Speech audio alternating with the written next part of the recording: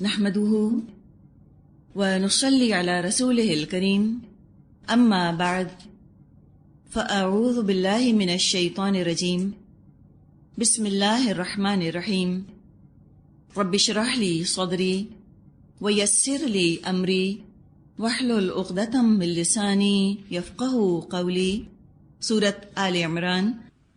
ادھر مومن نے دعا کی اور اللہ اپنے مومن بندوں کی دعا کا فوراً ہی جواب فرماتا ہے۔ آیت 195 فاستجاب لهم ربهم انی لا اضیع عمل عامل منکم من ذکر او انثى بعضکم من بعض۔ جواب میں ان کے رب نے فرمایا، میں تم میں سے کسی کا عمل ضائع کرنے والا نہیں ہوں، خواہ وہ مرد ہو یا عورت، تم سب ایک دوسرے ہی میں سے ہو۔ مرد ہو یا عورت، اللہ کسی کا عمل ضائع کرنے والا نہیں۔ عمل کے میدان اور جنت کے اعلیٰ درجوں کی اویلیبلٹی میں، حساب میں مرد اور عورت دونوں بالکل برابر۔ جنت کے اعلیٰ ترین درجے مردوں کے لیے کوئی ریزرو نہیں کہ صرف مرد ہی جنت الفردوس میں جا سکتے ہیں اور عورتیں نہ جا سکیں گی، بلکہ اپنی اپنی محنت ہے، اپنی اپنی کوشش ہے، میدان کھلا ہے۔ فاستبقوا الخیرات میں جو چاہے بازی لے جائے، جو چاہے آگے نکل جائے۔ اللہ تعالیٰ کی نظر میں تو مرد اور عورت کا اخلاقی اور ایمانی اور روحانی اور انسانی مرتبہ بالکل برابر ہے، ایکول مورل سٹیٹس ہے۔ ایز ہیومن بینگز، انسان کے طور پہ دونوں بالکل اللہ کی نظر میں برابر۔ اللہ تو کسی کے چھوٹے سے چھوٹے عمل کو جب ضائع نہ کرے گا تو بڑے بڑے اعمال بھلا کیسے ضائع ہو سکتے ہیں؟ فرمایا فالذین ہاجروا وَأُخْرِجُوا مِن دِيَارِهِمْ وَأُوذُوا فِي سَبِيلِي وَقَاتَلُوا وَقُتِلُوا لَأُكَفِّرَنَّ عَنْهُمْ سَيِّئَاتِهِمْ وَلَأُدْخِلَنَّهُمْ جَنَّاتٍ تَجْرِي مِن تَحْتِهَا الْأَنْهَارُ ثَوَابًا مِّنْ عِندِ اللَّهِ وَاللَّهُ عِندَهُ حُسْنُ الثَّوَابِ۔ لہذا جن لوگوں نے میری خاطر اپنے وطن چھوڑے اور جو میری راہ میں اپنے گھروں سے نکالے گئے اور ستائے گئے اور میرے لیے لڑے اور مارے گئے، ان سب کے قصور میں معاف کر دوں گا اور انہیں ایسے باغوں میں داخل کروں گا جن کے نیچے نہریں بہتی ہوں گی۔ یہ ان کی جزا ہے اللہ کے ہاں، اور بہترین جزا اللہ ہی کے پاس ہے۔ کسی نے نبی اکرم صلی اللہ علیہ وسلم سے پوچھا کہ ای الہجرت افضل یا رسول اللہ، اے اللہ کے رسول صلی اللہ علیہ وسلم، آپ بتائیے سب سے افضل ہجرت کون سی ہے؟ آپ نے فرمایا ان تہجر ما کرہ ربک، کہ تو چھوڑ دے ان چیزوں کو جو تیرے رب کو اچھی نہیں لگتی۔ لوگ ہوتے ہیں وہ برے ماحول سے ہجرت کر جاتے ہیں، بری صحبت سے ہجرت کر جاتے ہیں، بری عادتیں چھوڑ دیتے ہیں، برے مشغلے چھوڑ دیتے ہیں، کمائی کے حرام ذرائع چھوڑ دیتے ہیں، سب اللہ کی خاطر۔ اور جو بھی ہجرت کرے گا وہ تو اب مہاجر فی سبیل اللہ ہو جاتا ہے۔ اور اگر زندگی میں جہاد ہے، زندگی میں اگر ہجرت ہے، الحمدللہ یہ پھر مومن ہونے کی نشانی ہے۔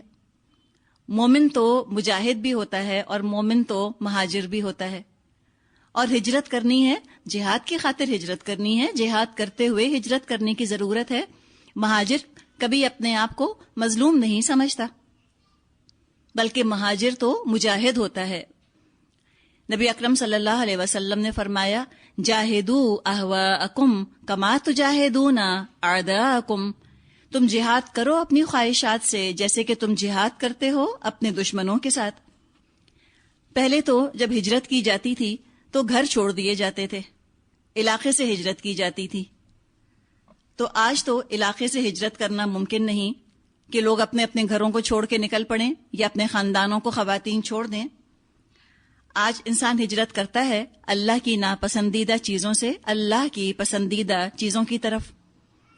اس کے نتیجے میں ہو سکتا ہے کہ وہ لوگوں کی نظروں میں ناپسندیدہ ہو جائے، پرسونا نان گریٹا ہو جائے، لوگ اس سے ملنا جلنا نہ چاہیں، اس کا سوشل بائیکاٹ ہو جائے، آؤٹ کاسٹ بنا دیا جائے معاشرے کا، لوگ اس کے ساتھ دیکھا جانا پسند نہ کریں۔ تو کوئی بات نہیں، یہ اذیت تو مہاجر دیے ہی جاتے ہیں اللہ کی راہ میں۔ ظاہر ہے جس انسان کو اللہ سے محبت نہیں ہوگی اس کو اللہ والوں سے کیوں محبت ہوگی؟ تو اللہ کی راہ میں وہ تکلیفیں اٹھاتے ہیں، اور ہر مہاجر فی سبیل اللہ اس بات کی گواہی دے گا کہ اگر اس نے جسمانی اذیت، جسمانی تکلیف اللہ کی راہ میں نہ اٹھائی ہو تو ذہنی اذیت، جذباتی تکلیف، جذباتی اذیت، نفسیاتی تکلیف تو اس نے ضرور اٹھائی ہوگی۔ تانے ہوتے ہیں، کڑوی باتیں ہوتی ہیں، الزام تراشیاں ہوتی ہیں، اور بہت کچھ ہے جو ایک مومن اپنے رب کے راستے میں اپنے رب کی خاطر سنتا ہے۔ تو فزیکل ٹارچر نہ صحیح تو مینٹل ٹارچر تو اٹھانا ہی ہوگا۔ سب تو بلال رضی اللہ عنہ یا خباب ابن ارت کی طرح جسمانی تشدد کا نشانہ نہیں بنتے، لیکن ہم یہ دیکھتے ہیں کہ جیسے جیسے اللہ کی راہ میں انسان مشکلات اٹھاتا ہے ویسے ویسے اس کا ایمان اللہ پختہ سے پختہ کرتا چلا جاتا ہے۔ جو چیز جتنی مشکل سے ہاتھ آتی ہے، جتنی قربانیوں کے نتیجے میں ہاتھ آتی ہے، جتنی محنت کے بعد ہاتھ آتی ہے، اتنی ہی پیاری ہوتی ہے۔ اور مفت بغیر محنت کے کوئی چیز ہاتھ آ جائے، جس کو ہم کہتے ہیں ایزی کم ایزی گو، مال مفت دلے بے رحم، کیا پتہ اس کی قدر نہ ہو۔ تو یہ ایمان اور یہ جنت تو بڑی چیز ہے، اس کے لیے انسان جتنی محنت کرتا ہے اتنی ہی اس کو اپنے ایمان سے محبت ہوتی چلی جاتی ہے۔ اور ایمان کا تو لازمی تقاضا ہے کہ حق اور باطل کا سامنا ہو۔ جب جہاد کے نتیجے میں قتال کی نوبت آئے اور جب مجاہد فی سبیل اللہ ایک غازی بن کے میدان میں آ جاتا ہے تو پھر وہ پیٹھ پھیر کر بھاگتے نہیں، ڈٹ کے مقابلہ کرتے ہیں، قتل کرتے بھی ہیں، قتل ہوتے بھی ہیں۔ ایسے لوگوں سے اللہ تعالیٰ کا پختہ وعدہ ہے، اللہ ان کے قصور معاف فرمائے گا اور بہترین جنتوں میں اللہ تعالیٰ ان کو داخل فرمائے گا۔ اللہ تعالیٰ نے پکا وعدہ، پختہ وعدہ لوگوں سے کیا ہوا ہے کہ کوئی عمل ان کا ضائع ہونے والا نہیں۔ ایسا اللہ بہترین بدلہ دے گا، ایسا ایمپل کمپنسیشن دے گا جس کا تصور کیا نہیں جا سکتا۔ اللہ کے پاس ہی بہترین اجر ہے۔ انسان اللہ ہی کے سہارے عبادت کرتا رہے، اللہ ہی کی خاطر عبادت کرتا رہے اور صلے کی امید بھی بس اپنے رب ہی سے رکھے۔ آیت نمبر 196، 197، 196، 197۔ لا یغرنک تقلب الذین کفروا فی البلاد متاع قلیل ثم مأواہم جہنم وبئس المہاد۔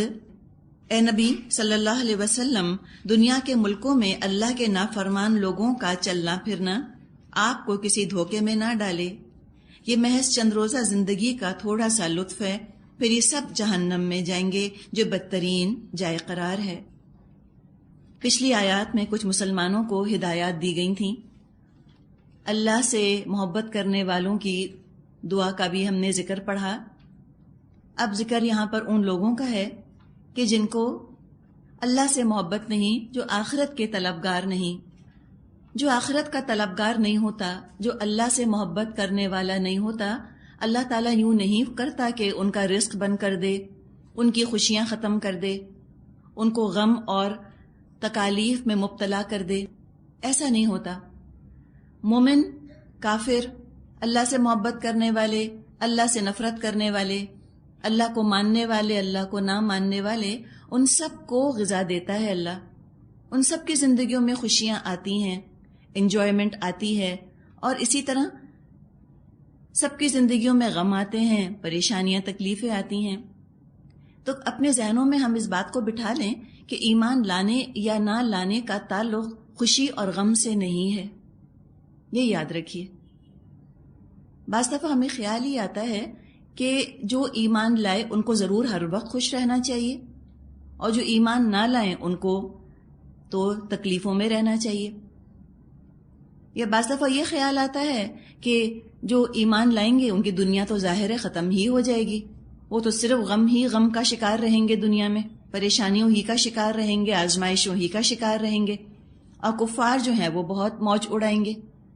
ان دونوں تصورات کو کھرچ دیں دماغ سے۔ ایسی بات نہیں ہے۔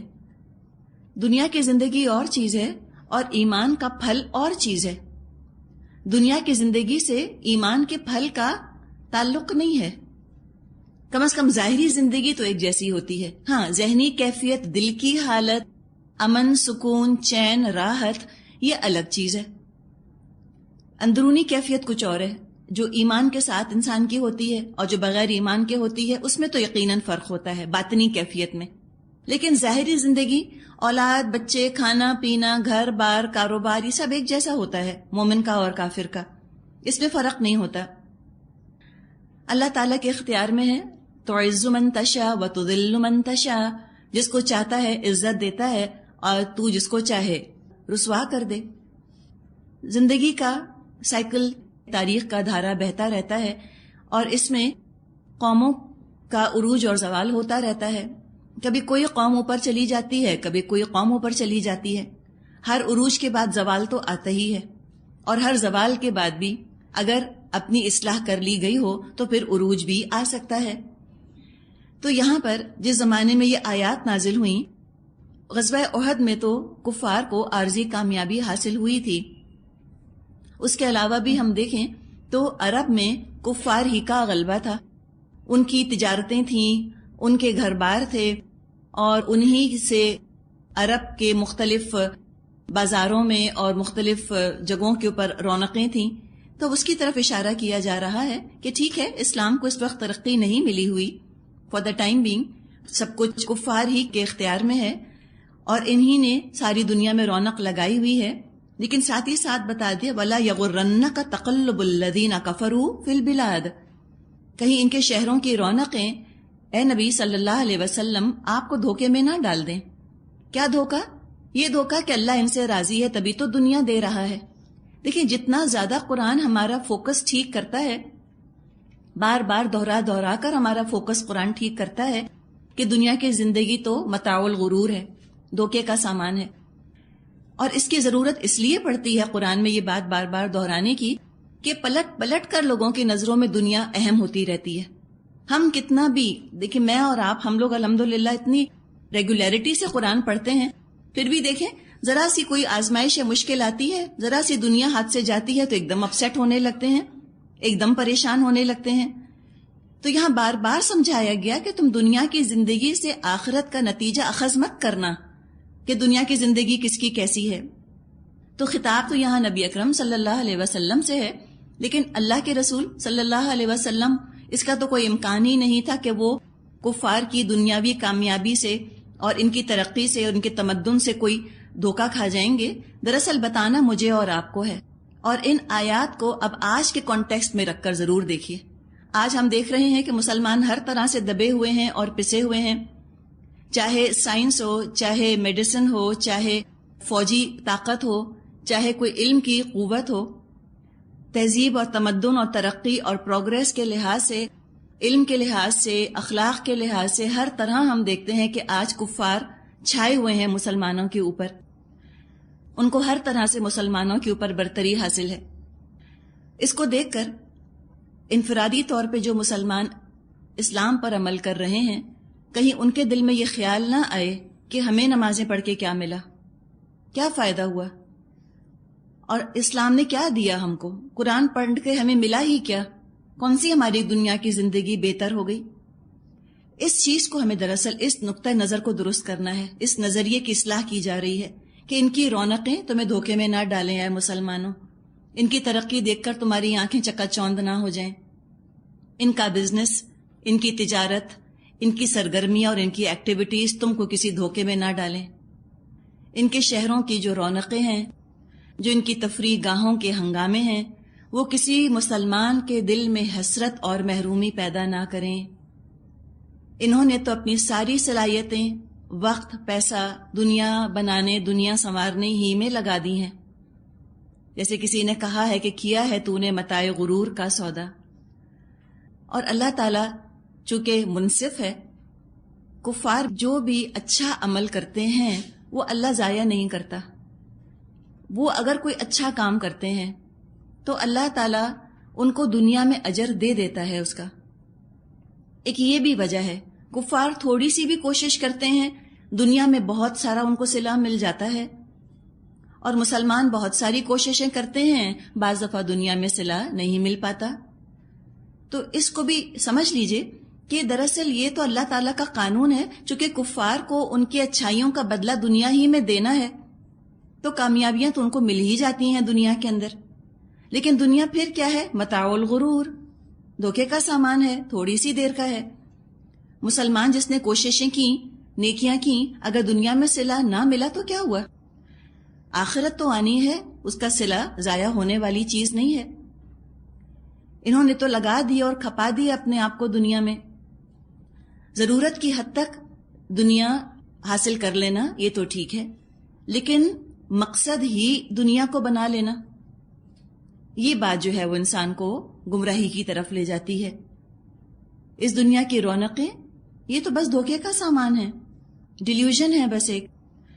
اور جس نے اپنی زندگی اسی میں کھپا دی کہ وہ کسی طرح دنیا حاصل کر لے، تو ظاہر ہے پر اخباروں میں تذکرے کس کے آئیں گے، ٹیلی ویژن پر پروگرامز کس کے آئیں گے، میگزینز میں ذکر کس کا ہوگا، کون لائم لائٹ میں ہوگا؟ یہی تو ہوں گے. کتنی محنتیں کرتے ہیں دنیا حاصل کرنے کے لیے. ایک انگوٹھے پر کھڑا ہونا یا 4 قلع بازیاں ہوا میں کھا لینا ان کے ہاں معراج ہے، اور کتنا اس کو پھر ہائی لائٹ کیا جاتا ہے اور کتنا اس کو کوریج دیا جاتا ہے ان چیزوں کو. تو اللہ تعالیٰ نے جو فرمایا کہ دنیا کیا ہے، ہم پڑھیں گے قرآن میں لہو و لعب، کھیل ہے اور تماشا ہے. تو دیکھ لیجئے آج کہ کھیلوں کو کس قدر سنجیدگی سے لیا جاتا ہے، کیسے یہ کھپ جاتے ہیں کھیلوں کے اندر. اور دین جو ہے وہ کھیل تماشا ہے. دین سائیڈ لائن پہ چلا گیا اور کھیل تماشا اور یہ چیزیں ان کو سپر اچیومنٹس بنا کر دکھا دیا گیا. لگتا ہے کہ یہی فوز العظیم ہے. فقد فاز ہم نے پڑھا تھا نا، من زحزح عن النار وادخل الجنہ فقد فاز، جو جہنم سے بچا لیا گیا اور جنت میں داخل کر دیا گیا، یہ ہے کامیابی. لیکن یہ کیا سمجھتے ہیں کہ نہیں، جس نے دنیا میں کوریج حاصل کر لیا، جس کو شہرت مل گئی، جس کو یہاں مقام مل گیا، جس کی اخبار میں تصویریں آ گئیں، جس کو آسکر مل گیا، ایوارڈ مل گیا، نوبیل پرائز جس کو مل گیا، وہ ہے دراصل بہت بڑی کامیابی. فقد فاز، کامیاب تو وہ ہے. تو جب اس طرح انہوں نے جی جان سے اپنے آپ کو کھپا دیا ہے دنیا میں، تو اللہ کے انصاف کا تقاضا ہے کہ اللہ ان کو اس کا صلہ دے، اور اللہ دیتا ہے. تو مسلمانوں سے کہا کہ تم یہ ساری چیزیں دیکھ کر کہیں اپنے دین کے بارے میں شک میں مت پڑ جانا، اس دھوکے میں مت آ جانا کہ دنیا سمیٹنا ہی دراصل تمہارا مقصد ہے. یہ جو ان کے ہالی ووڈ کی رونقیں ہیں اور جو ڈزنی ورلڈ کی رونقیں ہیں، یہ کہیں تمہیں غفلت میں نہ ڈال دیں. ان سے مروب، ان سے امپریس مت ہونا. اور ہمارا ہوتا یہی ہے، ہم جب کہیں باہر سے ہو کر آ جاتے ہیں تو بس نہیں چلتا ہمارا کہ ہم کس طرح سمجھا دیں لوگوں کو کہ ہم کیا دیکھ کر آئے ہیں. پہلے ایکسپلین کریں گے، بتائیں گے، پھر اپنی تصویریں لوگوں کو دکھائیں گے، اور جب تصویریں بھی کافی نہیں ہوتی تو پھر مووی لگا کر بیٹھ جاتے ہیں، ویڈیو، کہ دیکھو ہماری چھٹی کی ویڈیو، یہ دیکھا تم نے، یہ فلاں رائڈ ہے، یہ دیکھا تم نے، یہ فلاں درخت ہے. ٹھیک ہے یہ سب چیزیں ہیں، لیکن سب دنیا کا سامان.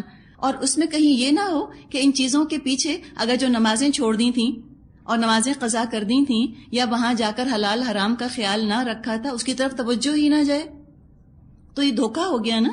جانے میں کوئی حرج نہیں، آپ جائیں، آپ ساری ڈزنی ورلڈ کی رائڈز پر بیٹھ جائیے جا کر. کس نے منع کیا آپ کو؟ جائیں، ایک ہفتہ رہ لیں وہاں جا کر، آپ جائیے، دیکھ کر آ جائیے کیا وہ سٹنٹس کرتے ہیں ہالی ووڈ کے اندر. کوئی مسئلہ نہیں ہے اس کے اندر، دیکھ کر آ جائیں سب کچھ. لیکن اس کاسٹ پر تو نہیں کہ انسان اپنا دین چھوڑ دے اور وہاں اتنا ایمبیرس ہو کے سوچے اچھا اب میں امریکہ آ گئی ہوں تب میں حجاب کیسے کروں، سب مجھے دیکھیں گے. تو اگر اس طرح کمپرومائز کر کے اور دین کا سودا کر کے اور دنیا کی رونقوں اور ہنگاموں کے اندر حصہ لیا تو کیا کمال کیا؟ کوئی کمال نہ کیا. اتنے مروب، اتنے امپریس ہو جاتے ہیں، سوچتے ہیں کہ مسلمانوں کے مقابلے میں تو کافر کتنے خوش قسمت ہیں. احساس ہوتا ہے کہ ہمیں نمازیں پڑھ کے کیا ملا؟ حلال حرام کی پابندیاں خود پہ لگا کر ہم نے تو خود کو بہت سی چیزوں سے محروم کر لیا. زندگی کا تو مزہ کرکرا ہو گیا. ان کو دیکھو ذرا، مزے سے گھوم پھر رہے ہیں، نہ وضو کی فکر، نہ ان کو نماز کی فکر، نہ سطر ڈھانکنے کی فکر، نہ کوئی شرم اور حیا کا مسئلہ ہے ان کو. جو جی چاہتا ہے کرتے ہیں، جو جی چاہتا ہے پہنتے ہیں، اور جو چاہتا ہے کھا لیتے ہیں. آزادی ہی آزادی ہے. اور ہمارے ہاں کے بھی جو مسلمان دانشور ہیں، جو قرآن اور سنت سے بالکل کٹے ہوئے ہیں، وہ انہی چیزوں کا حوالہ دے کر کہتے ہیں کہ دیکھو ان کی طرح بنو، ان کی طرح بنو گے تو دنیا حاصل کر سکو گے. اس لیے کہ دنیا کے علاوہ آخرت نظر تو آتی ہی نہیں. جبکہ اللہ نے کیا فرمایا؟ متاع قلیل، متاع قلیل، یہ تھوڑی سی دن کا سامان ہے. ٹھیک ہے ان کے ہنگامے بہت ہیں، رونقیں بہت ہیں. ان کے پوپ کا انتقال ہوا تھا تو آپ نے ان کا جنازہ دیکھا تھا؟ جنہوں نے دیکھا تھا وہ بتاتے ہیں کہ کیا پومپ اینڈ کیا گرینڈور تھا اس کے اندر، کیا رونق تھی، کیا کاسٹیومز تھے، اور کس طرح سے ان کو دفنایا گیا. اور ہمارے یہاں آپ دیکھیں کہ مکے میں جو امام صاحب ہوتے ہیں کب کس کا انتقال ہو جاتا ہے ہمیں تو پتہ بھی نہیں چلتا. تو اللہ نے ساری رونقیں ان سے کہا ٹھیک ہے سمیٹ لو، چلو تم کوریج لے لو، تم ساری دنیا کا کوریج لے لو، ساری دنیا کے کیمراز تمہاری طرف فوکس ہو جائیں، تم ہی بڑے نظر آؤ. لیکن کیا ہے، کتنی دیر، متاع قلیل، تھوڑی سی دیر کا سامان ہے، زیادہ نہیں. اور اگر دنیا سمیٹنے میں رب کی نافرمانی اور رب کی ناشکری کی، اس کی سزا تو پھر اپنی جگہ ہے ہی. ساتھ ہی ساتھ یہ بھی ہم یاد رکھیں کہ یہ بات نہیں ہے کہ مومن پر دنیا وسیع نہیں ہو سکتی، اور ہمیشہ مومن جو ہے وہ سسکتا بلکتا ہی رہے گا، بھوکا ننگا ہی رہے گا. اللہ نے تو وعدہ فرمایا تھا بنی اسرائیل سے کہ تم تورات نافذ تو کرو، اللہ تم کو خوب فراوانی سے، ابنڈنس سے تم کو دے گا، تمہارے سروں کے اوپر سے رزق برسائے گا، تمہارے پیروں کے نیچے سے رزق اگائے گا، تم تورات نافذ تو کرو. تو یہ بات نہیں ہے کہ قرآن یا دین جو ہے وہ ترقی یا پروگریس یا رونق کے راستے میں کوئی رکاوٹ بننے والی چیز ہے، ہرگز نہیں. اگر یہ ہوتا تو اللہ تعالیٰ ایوب علیہ السلام پر سونے کی ٹڈیاں نہ برساتا. اتنی دولت دی تھی اللہ تعالیٰ نے ایوب علیہ السلام کو کہ ایک دفعہ ان پر سونے کی ٹڈیاں برسا دیں. ٹڈیاں سمجھتے ہیں؟ لوکسٹ، جیسے ہم پھول نچھاور کرتے ہیں کسی کے اوپر، ایسے ان کے اوپر سونے کی ٹڈیاں نچھاور ہوئیں، برسات ہوئی. پہلے ہی وہ بہت پیسے والے تھے ایوب علیہ السلام، جب یہ سونے کی ٹڈیاں ان پر برسیں تو وہ بھی سمیٹنے لگ گئے. تو اللہ تعالیٰ نے ان سے فرمایا ایوب کیا میں نے تجھے کافی نہیں دے دیا کہ تو یہ بھی سمیٹ رہا ہے؟ اس پر انہوں نے جواب دیا کہ اللہ تیرے فضل سے میں کبھی بے نیاز نہیں ہو سکتا. دیکھیں یہ بیلنس ہے نا، کتنی خوبصورت بات ہے. یہ بخاری میں حدیث ہے، اس کا مضمون میں نے آپ کو بتایا ہے. تو اگر ملتا ہے تو لیجئے، اگر آپ کر سکتی ہیں، آپ جا سکتی ہیں، آپ ویکیشن پر امریکہ، افریقہ، یورپ جہاں جا سکتی ہیں جائیے، اللہ نے منع نہیں کیا، گناہ نہیں. آپ اچھا پہن سکتی ہیں پہنیے، آپ کو اللہ تعالیٰ نے دیا ہے، آپ سونا پہنیے، چاندی پہنیے، ہیرے پہنیے، آپ اچھے گھروں میں رہیے، اے سی چلائیے. یہ کوئی چیز تقوی کے یا دین کے خلاف نہیں. اللہ تعالیٰ نے سلیمان علیہ السلام، داؤد علیہ السلام کو بھی بہت دیا تھا، بادشاہت دے دی تھی. لیکن یہ چیزیں کب نقصان نہیں دیتی؟ جب دین بیچ کر ان کو حاصل نہ کیا جائے، حرام ذرائع سے ان کو حاصل نہ کیا جائے، دین پر شرمندہ نہ ہوا جائے. تو یہ رونق ہے، یہ ترقی ہے، صفائی ستھرائی ہے، مسلمانوں کے شہروں میں بھی تو ہو سکتی ہے. ہم نے یہ کیوں سوچا کہ مسلمانوں کی تو سڑکیں کھدی ہوئی ہوں گی اور ہر نکڑ پر کچرے کا ڈھیر ہوگا؟ یہ تو ہم نے بنا لیا نا اپنا حال، اپنی کاہلی کی وجہ سے، ورنہ یہ حال تو نہیں ہوتا تھا. کیا حال تھا جب مسلمانوں کو عروج ملا تھا اسپین میں اور ان تمام ممالک میں، عراق میں، ایران میں، اس زمانے میں جبکہ یورپ جو ہے وہ ڈارک ایجز سے گزر رہا تھا.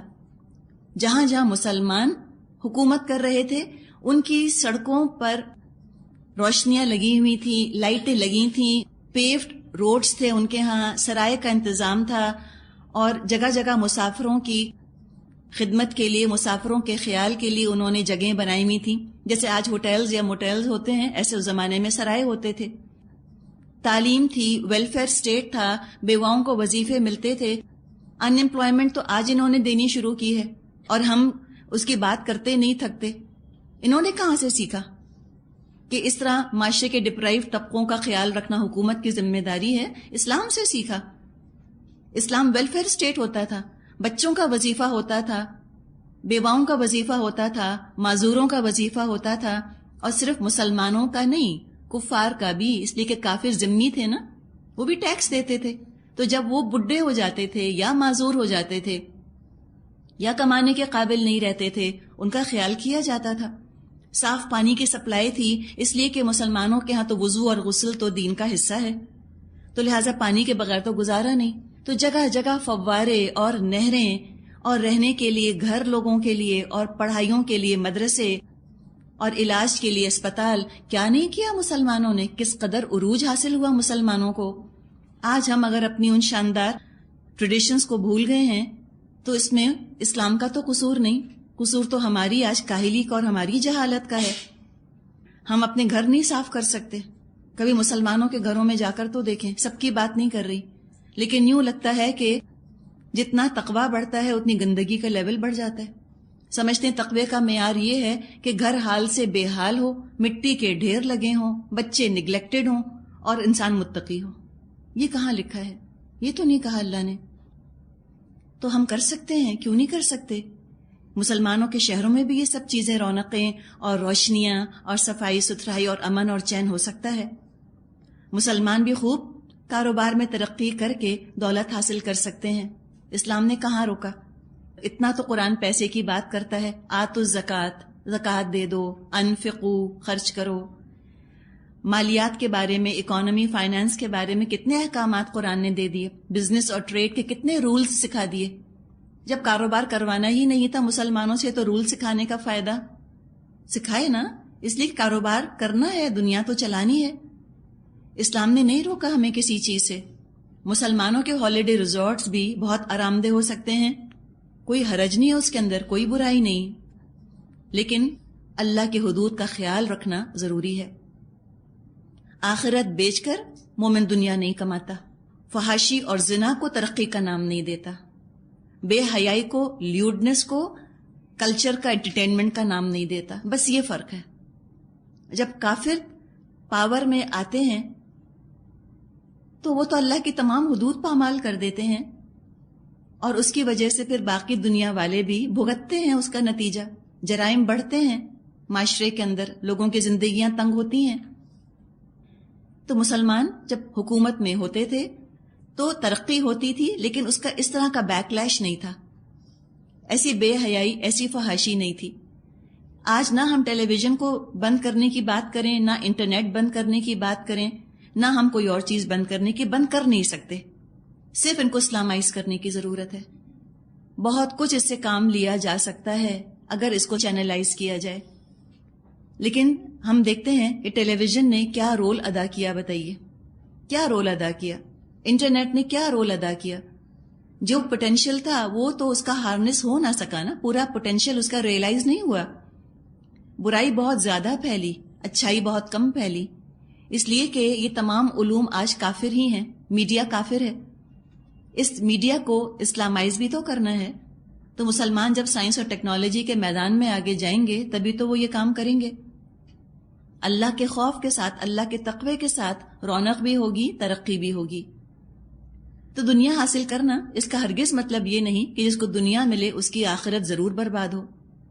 ابھی جیسے ہم نے بات کی کہ مسلمانوں پر وہ زمانہ بھی آیا کہ دنیا کی ہر نعمت ان کے قدموں میں تھی، ساتھ ساتھ اللہ کا خوف، اللہ کا تقوی بھی تھا، خوشحالی بھی تھی، اور گھروں کے اندر خوشیاں بھی تھیں، پروگریس بھی تھی اور اسٹیبلٹی بھی تھی.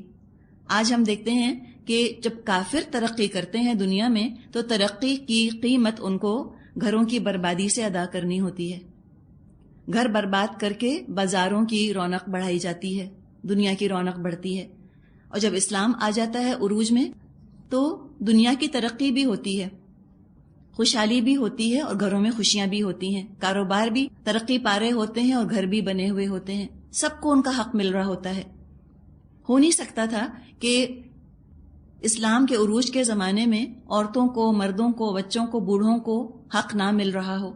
اس لیے کہ جب کسی کو حق نہیں ملتا تو پھر تو بگاڑ پیدا ہونے لگتا ہے. لیکن سب کو ان کا حق ملا تھا، سب سٹیبل تھے اپنی جگہ، تبھی تو ترقی تھی. تو دنیا میں تو ممکن ہے کہ کفار کو بہت کچھ مل جائے، اور دنیا میں ممکن یہ بھی ہے کہ ہو سکتا ہے مسلمانوں کو تقوی کے ساتھ اور کچھ بھی نہ ملے. لیکن تقوی اور نیک صحبت رکھنے والوں کے لیے آخرت کی تو خوشخبری ہے. فرمایا آیت 198، لَٰكِنَّ الَّذِينَ اتَّقَوْا رَبَّهُمْ لَهُمْ جَنَّاتٌ تَجْرِي مِن تَحْتِهَا الْأَنْهَارُ خَالِدِينَ فِيهَا، برعکس اس کے جو لوگ اپنے رب سے ڈرتے ہوئے زندگی بسر کرتے ہیں ان کے لیے ایسے باغ ہیں جن کے نیچے نہریں بہتی ہیں، ان باغوں میں وہ ہمیشہ رہیں گے. نزلا من عند اللہ وما عند اللہ خیر للابرار، اللہ کی طرف سے یہ سامان ضیافت ہے ان کے لیے، اور جو کچھ اللہ کے پاس ہے نیک لوگوں کے لیے وہی سب سے بہتر ہے. تو اللہ نے تو تقوی والوں کے لیے بہت بہترین انتظام کیا ہوا ہے. ایک واقعہ آتا ہے کتابوں میں مسلمانوں کے عروج کا کہ ایک مسلمان عالم بہت عمدہ لباس پہنے بہت عمدہ گھوڑے پر سوار جا رہا تھا. راستے میں ان کو ایک کافر ملا. یہ جو کافر تھا بالکل بدحال تھا، حال سے بے حال تھا. اس نے مسلمان کو روک کر سوال کیا کہ تم لوگ کہتے ہو کہ مومن کے لیے دنیا قید خانہ ہے اور کافر کے لیے جنت ہے. حدیث میں آتا ہے نا کہ الدنیا سجن المومن و جنت الکافر، کہ دنیا مومن کے لیے قید خانہ ہے اور کافر کے لیے جنت ہے. تو اس نے کہا کہ تم لوگ یہ کہتے ہو لیکن یہ بات تو غلط ثابت ہو گئی. تم لوگ یہاں مزے سے ہو جبکہ میں مصیبت میں گھرا ہوا ہوں. تو مسلمان عالم نے جواب یہ دیا کہ ہو سکتا ہے کہ میرے رب نے جو کچھ ایمان کی وجہ سے میرے لیے وہاں آخرت میں تیار کیا ہو اس کے مقابلے میں یہ دنیا قید خانے کی طرح ہو میرے لیے، اور کفر کی وجہ سے جو تمہاری سزا وہاں تیار ہو اس کے مقابلے میں ہو سکتا ہے یہی تمہاری جنت ہو. تو یہ ہے نا بات، اتنا یقین اپنے ایمان کے اوپر. ہم تو گڑبڑا جائیں، ہم تو جھٹ کنفیوز ہو جائیں، ہم کہیں ہاں دیکھو ٹھیک تو کہہ رہے ہے بیچارہ کافر. یہ تو جتنی ہمدردی آج ہمیں کفار کے ساتھ ہے ہمیں اپنے مسلمانوں کے ساتھ نہیں ہے نا. حقیقت ہے